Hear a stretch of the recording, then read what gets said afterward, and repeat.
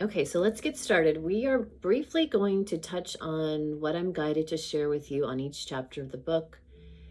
Of course, I'm not going to go over every detail because that's what you're going to do is read the book and do your practices that will give you even way more information from your own inner communication. And that's what chapter 1 is all about. So chapter 1 will, again, if you've taken courses with me, this is somewhat of a review. If you're beginning or an adept with your own intuition, this could also be a review. If you're a beginner, this is a very important part of the book because we need to make sure in this course that you are going to utilize your own intuition system that's easiest coming to you right now. And so that doesn't mean that's going to be the only way you'll get information, or if you feel like you don't have any intuitive ability, we're going to really have you focus in on using the pendulum or your body sway muscle testing or both, and then that will start to strengthen your skills as you then start to realize that yes, you do have intuition, and that gut feeling was actually in unison when your body started to go forward for a yes with body sway muscle testing. You'll start to use the muscle testing and the pendulum to be able to really trust the intuition that you receive, and to, for some of you, acknowledge that you actually have intuition. Additionally, as you do your clearings, your activations throughout this course, you're going to get all of your intuitional, it's a new word, all your intuition skills will come back online because all your endocrine glands are going to stabilize, your energy centers are going to stabilize, new energy centers in the aura are going to open or reopen, and you will be able to not necessarily have to focus on one type, but you can kind of shuffle through, or they will all come on in a new way, in a big omnipresent stance. So the first is clairaudience, being able to hear your own yes and no. We want to start with yes and no type questioning when we're communicating to our consciousness. We want to always address consciousness, my consciousness, or if you're working with a specific aspect of your consciousness, like you call yourself Ellie, or your inner voice, or my inner being, or you're working with the aspects that I go over in our next chapter on the soul, the inner child, the oversoul, monad, etc. Sometimes you can use a broad, umbrella like inner being or my consciousness. But let's say that you're, not able to get a yes or a no from that general consciousness, and your inner intelligence wants you to actually say my inner child. Your inner child will have, the exact information that you want to receive. And for those of you who say, well, how will I know that it's my inner child that wants to speak? Well, that's why you're going to use a pendulum, and you're going to use a body sway muscle testing, or either or, to really help you dial in if you are feeling like you're at a loss or you're blank when you're communicating to my consciousness. And then you say my inner child, and then all of a sudden this big stream of energy comes through you. Maybe you start to get pictures or auditory, you can hear the yes and no, or your pendulum swings yes, or your body goes forward yes, indeed, inner child wants to speak. So you're wanting to address consciousness with any of your intuition clairs that we're going to dial into. So if auditory, clairaudience, clairhearing is what you have the easiest to use as you get started or as you go on through this course, then, like I said, start with addressing and getting your question to be a way spoken to or commanded or inner spoken to, that can actually give a yes and no. And then that bigger, cascading of information will start to come beyond the yes and no. If you are more working with clear visions, even eyes open, you might see like a mirage, or you feel like you're seeing, a person standing next to a tree. Or when you close your eyes, you really do get that light show or a mirage or a kind of a knowing that you're seeing a picture. For those of you who are clairvoyant, clear vision, that's what you're going to want to use. And that can sometimes be a little subjective of, a yes or no. However, I've worked with, seeing my body in my upper right corner, I will see my body go forward for a yes, just like I was doing muscle testing. And then I can go, oh, well, or maybe go backward for a no. Then I use that visual, watching the body go forward and backward for myself and sometimes clients. You may visualize the color green for yes or the color red for no. You can, there's those types of things that may come to you. You can program your visions, etc. The next one is clear cognizance. Big buckets of knowing are going to come in. You just know. You get a big knowing that it's on a bookshelf and it's page 41 through 42 and it's the middle shelf of the right book. You just know that, or you just know without even putting words or thoughts to it, the answer. And then what I will do with those big knowings, like I can feel it and I know if I was to go to put words and thoughts to it, I could do it because I know. And I may even confirm with consciousness, my consciousness, am I getting that knowing correct? Yes. And then I can, really take my stream of energy down that line of knowing and know that I'm on the right path. Okay. We could then have clairsentience, which is clear feeling. Some of you have really strong, gut flora, gut intelligence, neurons in the gut, and you get that gut feeling, or you get, the longitudinal wave runs through the body of that shareable wave of energy turns on. Your whole cascade of your aura turns on, your energy centers turn on when you have a knowing of yes, and your hair on your arms will even stand up. You'll get goosebumps. You may feel like a lightness when it's true, or a heaviness when it's false. That goes along with the body sway muscle testing. Body go forward for yes and backwards for no, which is essentially a feeling. All of the, strength and the electrical current runs through your body on yeses and makes your body go forward. When we're looking at traditional muscle testing of pushing the arm down for a strong innervation of muscle, that's what's happening. When there's a strong innervation, you can resist and, it's strong.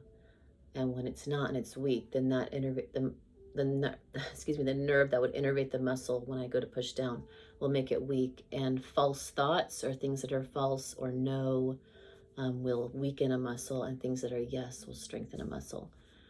And then we've got finger kinesiology. You can take your index finger and thumb and hold your non-dominant thumb index finger to the tip, making an O, and then take your dominant and just slightly, ask a question, my consciousness. Is it true that my name's Barbara? No. Is it true that my name's Elasa? And it's strong. So you just give like 5 grams of opening with this one, and it should be strong. Some people really like that. I've never really been drawn to use the finger kinesiology. And then you've got body sway muscle testing, where if I was standing up and I would say my consciousness, show me a yes, it will go forward. I can do it also while I'm sitting down. It takes a little bit more practice with that as you move on in this practice. My consciousness, show me a yes. My consciousness, show me a no. Backwards will be a no. And then my consciousness, show me a maybe, and it's to the sideways. A fourth one that I like to add on is my consciousness, show me a nonsense, to the right. So left is maybe for me and right is nonsense. If I was just to stand still with doing the body sway muscle testing, getting answers, sometimes that's a maybe. And it's like, I'm not asking the question right, So again, if you've taken courses with me, then, you're very familiar with body sway muscle testing. If you're not, I will add in a video around body sway muscle testing. And then last is a pendulum. I did bring one in today to show you. So the pendulum, you could show me my yes. You can hold your hand under it for really crystal clarity. I don't really need that, but some people will pick up the ley lines on the earth and it will kind of interfere with their yeses and nos. So typically a yes is clockwise for most people. I've had people in classes have a yes be a line, a vertical line, and a no being a horizontal line. But for me, it's show me my yes clockwise and show me my no counterclockwise. Show me my maybe. My maybe is a vertical line. Okay? If I was to use the pendulum to clear something while I'm working on myself in this course, I would say, okay, I've got that information. Am I complete? Yes. And go ahead and clear that now. All the programs, all the imprints, agreements, conscious and otherwise. And those types of scripts are in the back of the book. And then I would wait till it be complete. I would stop or do a line. So those are the main ways that I talk about as far as ways of communication, getting into intuitive guidance. It's going to be huge because you are essentially turning everything back on in the aura, in the endocrine system, physical locations are highlighting those energy center locations, which when you've got that stream of your consciousness, your aura flowing through your meridian system, through your central channel, down and out your feet, you are really turning everything back on and you're stabilizing, all the biochemical things going on in the body, at the hormonal system. You're turning on the blood so that it can fire and actually, stimulate deep core ability to remember where you are, who you are, what you actually are, all the memory, and to have your abilities to go from gross matter to antimatter into dark matter. And, as we move on in our studies, we don't necessarily talk about those three, but I do talk about them in this book when I wrote this book. So I'm going to speak to that. And I'm also going to say that you go in and out of phase from, a particle that's charged, that's rotating, that's dense with charge and spinning, to when you go from out of particle to a wave, out of phase and into pure space, into omnipresence. And so as we begin this work, or as you're coming back into this work, your body is the avatar that you're plugging into, the spirit, the soul, the light that is plugging into this avatar to utilize it to go ahead and have this experience in this so-called physical world. However, at the beginning, you're really going to work with the light body, your aura, the soul that you are, the greater intelligent spirit holding omnipresent stance. And as great masters in many different moments have shown us, we can actually take the body and fully ascend the body as it lightens and comes out of the definitions of being strong, dense form, that even the body can teleport and bilocate and more so teleport, but come out of phase completely, not just the spirit, not just the soul, not just the light, but that the body, the avatar, also can be turned to full light and be believed to be back to full light, because it's the definition and the belief that would keep it bound and, just having to leave the body, lay to rest or meditate, and that you travel or do your oral work outside the body. And it would be our magical goal to have you go ahead and be able to come in and out of phase even with the body and take the body with you.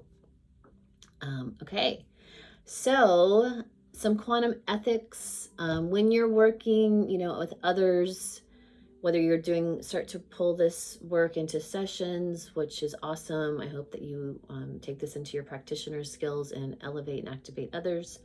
But for self, if even with self or other, when you're working, with someone else's consciousness, or you're dialing in, trying to get information from someone else's consciousness, ask permission. If they don't show up, you have all the divine intelligence, and really it's about your perspective and projection and your allowance of the others around you to be at their highest potential. So sometimes you may, an example of why you may be tapping into someone else's consciousness is because you want to have clarity. But your consciousness indeed has all memories, so you can gather most of the information from just within. The other reason another may come up in sessions is because you're doing a soul council and you're wanting to communicate and, heal and forgive and hold compassion and give greater understanding to another soul. And same thing goes if that soul arrives, usually they will at the soul level or higher, It's usually more the personality or the wounded self that will not show up. And that soul will relay the information with the soul council to all aspects of their being at the right time and place.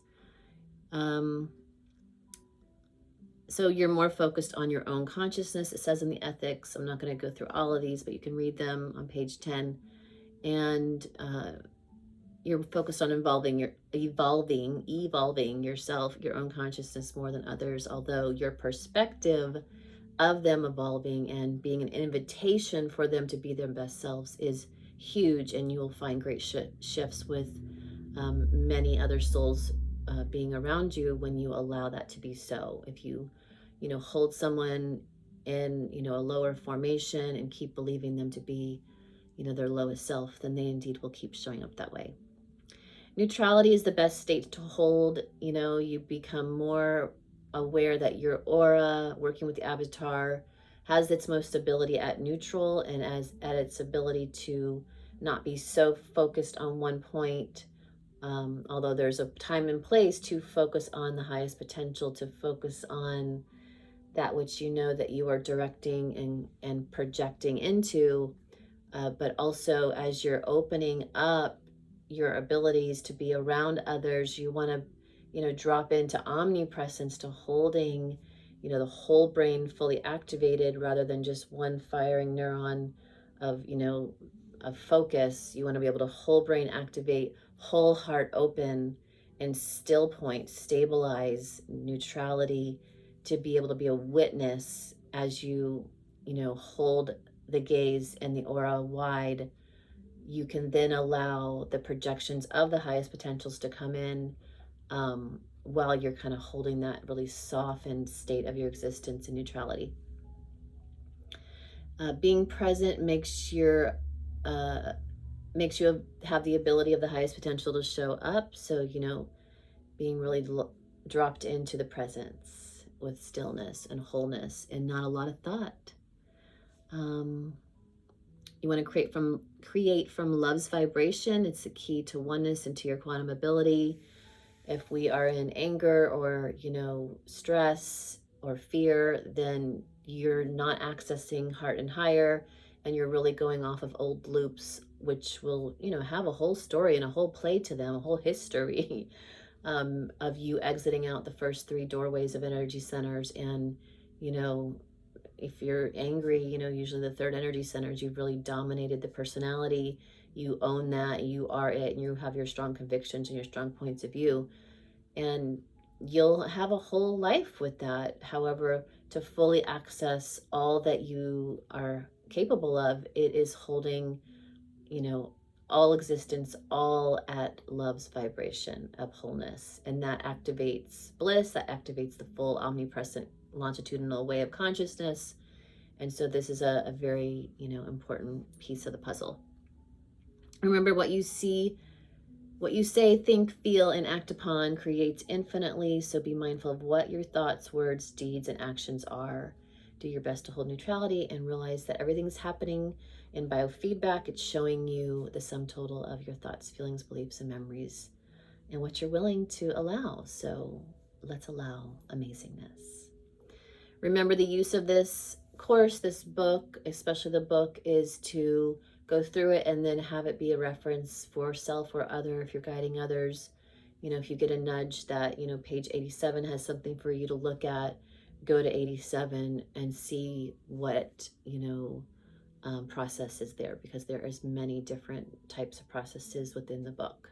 Okay, and here we go.